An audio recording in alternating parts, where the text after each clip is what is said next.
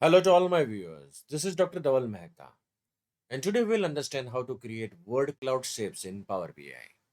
So for this, we'll go on the canvas of Power BI. Click here, get more visuals. Click on infographics.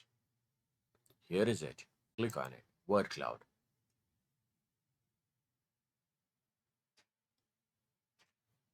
Now press add. By pressing this add, this app will appear in the visualization interface.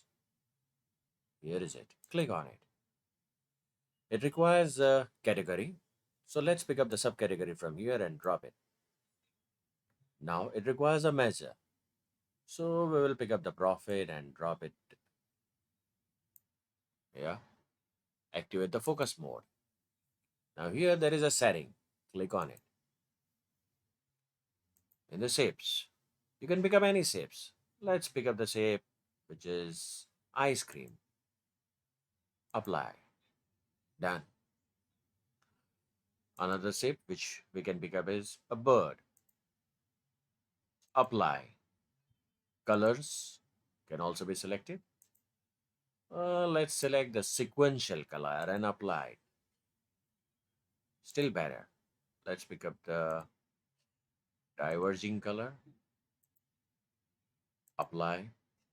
Perfect. Top end, you can select bottom end. Apply. If you want to include any numbers or emojis or punctuations, this can also be done from here. Moreover, conditional formatting is also possible. You can add the rule. So this is how you can create word cloud shapes in Power BI. For more such videos on Power BI, you can refer my playlist in which I have uploaded many videos on Power BI. Please don't forget to subscribe my channel, like and share the videos on Power BI. You can also join me on LinkedIn and Twitter, link given in the description box.